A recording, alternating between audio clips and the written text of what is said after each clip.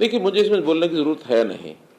आप कह रहे बोल नहीं रहे, बोलने की जरूरत इसलिए नहीं है कि law will take its own course. जिस नाते से उनके खिलाफ अपराध की धाराएं चली, कोर्ट ने अपना संज्ञान लिया, सीबीआई ने संज्ञान लिया, उनको सजा हो गई। सजा के बाद उनको पेश करना है सरकार को, सरकार ने पेश कर दिया, जेल चले गए, जेल में अपनी सजा काट रहे हैं। सजा काटने के बाद वहाँ के जेल के मैनुअल क्या होते हैं, कैसे होते हैं, किसको पैरोल देना, किसको नहीं देना, पैरोल देने के समय भी एजेंसी से भी पूछा जाता है, एजेंसी अपनी रिपोर्ट देती हैं। तो एज पर जिसको कहना चाहिए एक रूटीन से जो चीज़ें होती हैं उसमें सरकार को कुछ बोलना नहीं होता। फिर भी किसी को किसी प्रकार का कोई एतराज़ हो, जैसा आपने बताया कोर्ट में भी चलेगा, जाना चाहिए, कोई दिक्कत नहीं, कोर्ट में जाए, कोर्ट फैसला करेगा गलत कहाँ है ठीक कहाँ है।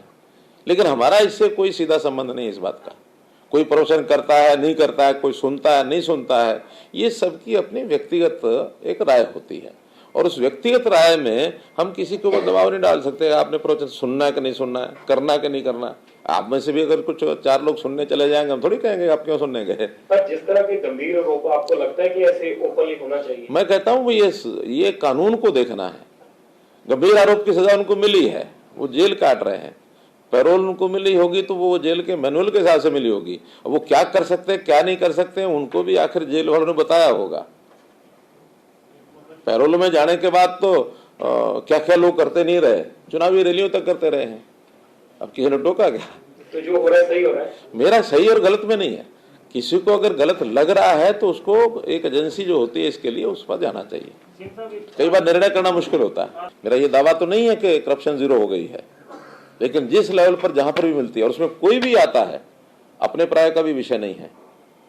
हमारा अपना भी कोई अगर फंसता है तो उसके खिलाफ भी हमने कार्रवाई की है।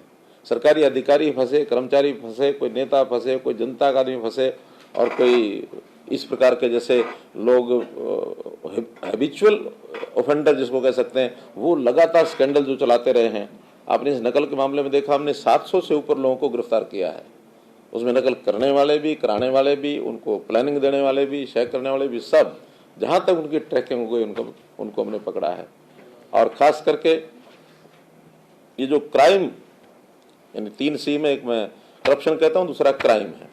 क्राइम करने वाले लोग, क्रिमिनल्स, गैंगस्टर्स, इनको भी सबक कैसे सिखाया जाए, ये भी लगातार हमारा अभियान चल रहा है। और वो जब तक ये लोग सीधे नहीं होंगे उसको हम रुकने नहीं देंगे। और एक है कास्टिस्ट पॉलिटिक्स, जो हरियाणा में बहुत नीचे तक घर की हुई है। चाहे वो कोई नियुक्तियां हो, चाहे वो